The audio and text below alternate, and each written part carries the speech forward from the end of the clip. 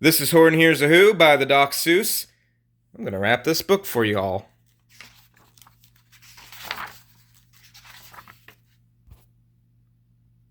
On the 15th of May, in the jungle of Nool, in the heat of the day, in the cool of the pool, he was splashing, enjoying the jungle's great joys when Horton the elephant heard a small noise. So Horton stopped splashing. He looked towards the sound. "That's funny," thought Horton. "There's no one around." Then he heard it again, just a very faint yelp, as if some tiny person were calling for help.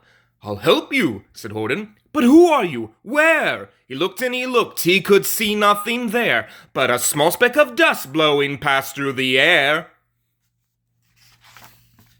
"I say," murmured Horton, "I've never heard tell of a small speck of dust that is able to yell. So you know what I think? Why I think that there must be someone on top of that small speck of dust. Some sort of a creature of very small size, too small to be seen by an elephant's eye.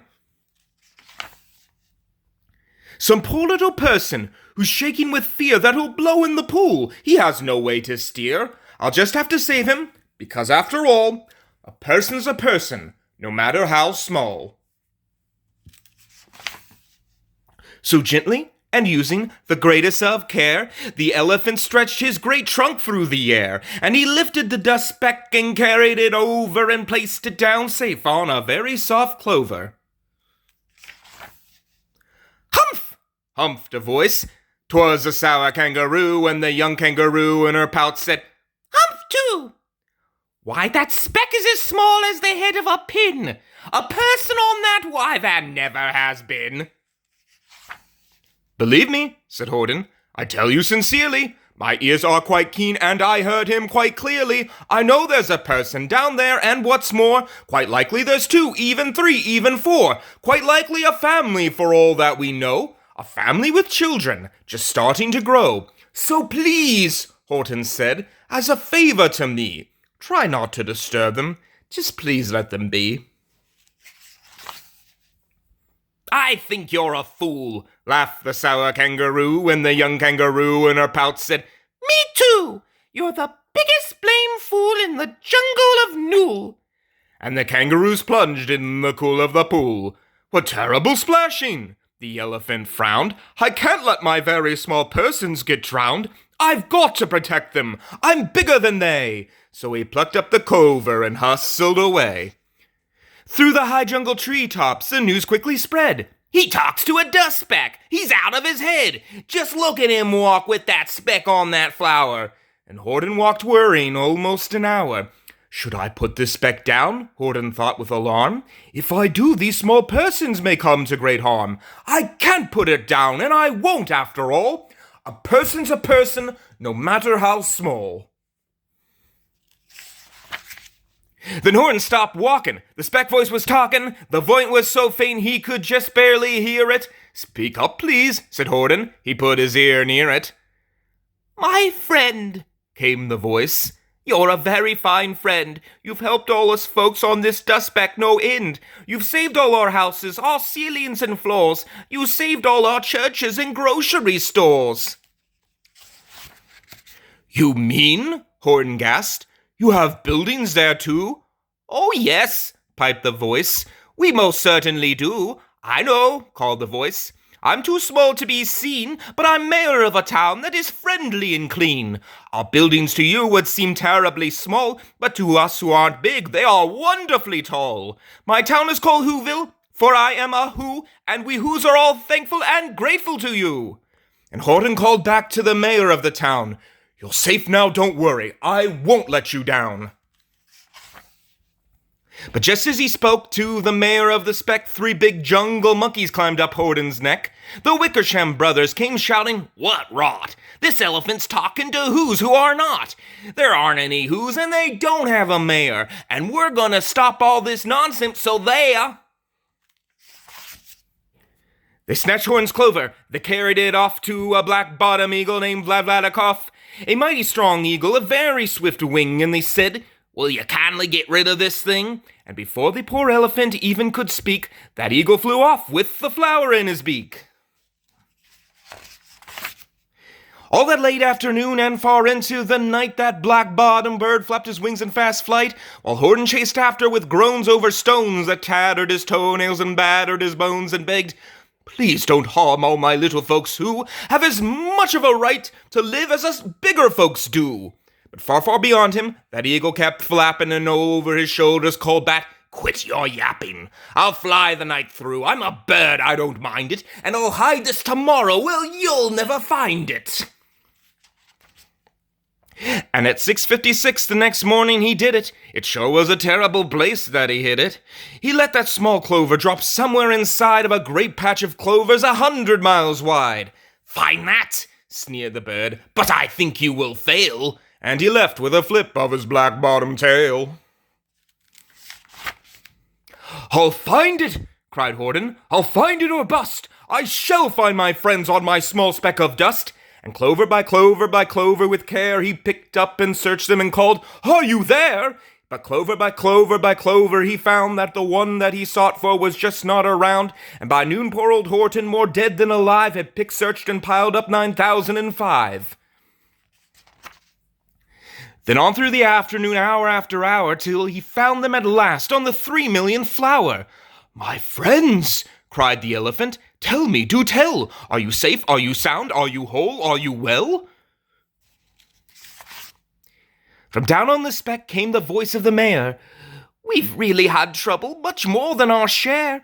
When that black-bottomed birdie let go and we dropped, we landed so hard that our clocks have all stopped. Our teapots are broken, our rocking chair smashed, and our bicycle tires all blew up when we crashed. So Horton, please," pleaded the voice of the mayor, "will you stick by us who's while we're making repairs?" "Of course," Horton answered. "Of course I will stick. I'll stick by you small folks through thin and through thick." "Humph!" humphed a voice.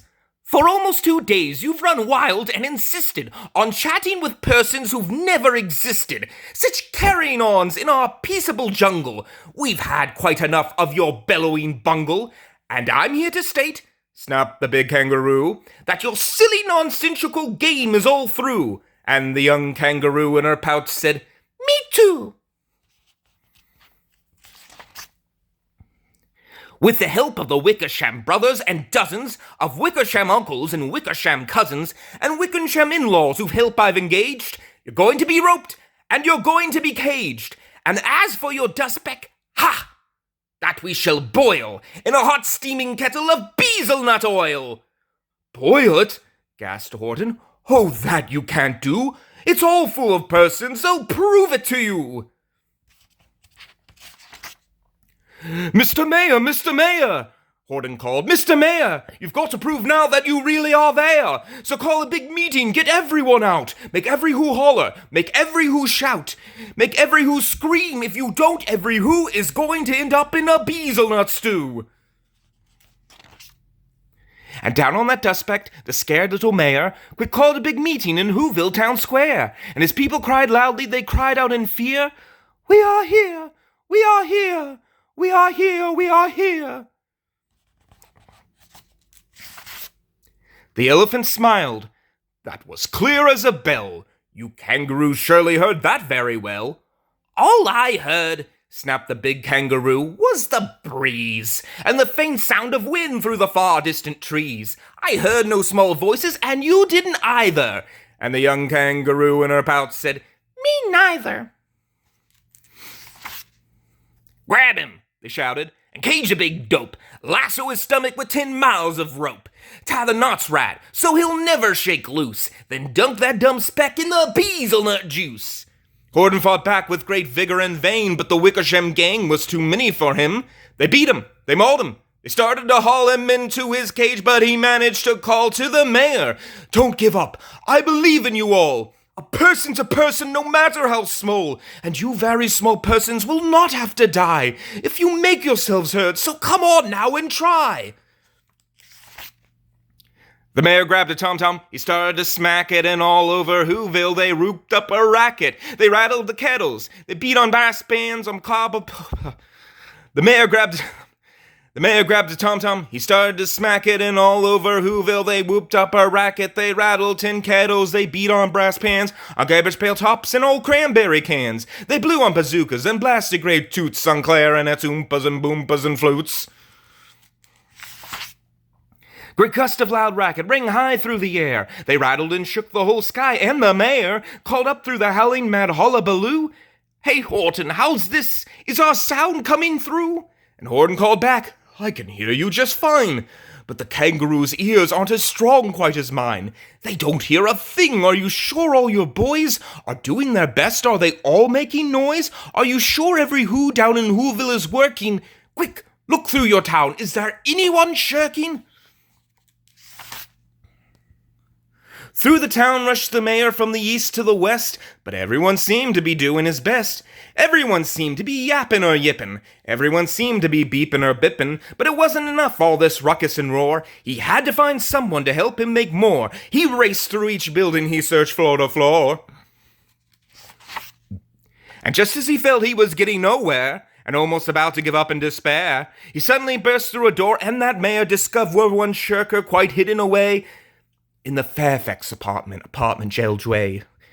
A very small shirker named Jojo was just standing, and bouncing a yo-yo, not making a sound, not a yip, not a chirp, and the mayor rushed inside and he grabbed the young twerp. And he climbed with the lad up the Eiffelberg Tower. "This," cried the mayor, "is your town's darkest hour. The time for all who have blood that is red to come to the aid of their country," he said. "We've got to make noise in greater amounts. So open your mouth, lad, for every voice counts." Thus he spoke as he climbed. When they got to the top, the lad cleared his throat, and he shouted out, "Yop!" And that yop, that one small extra yop put it over. Finally, at last, from that speck on that clover, their voices were heard. They rang out clear and clean, and the elephant smiled. "Do you see what I mean? They've proved they are persons, no matter how small, and the whole world was saved by the smallest of all." "How true, yes, how true," said the big kangaroo. "And from now you know what I'm planning to do. From now on I'm going to protect them with you." And the young kangaroo in her pouch said, "Me too. From sun in the sun, from rain when it fallish, I'm going to protect them, no matter how smallish."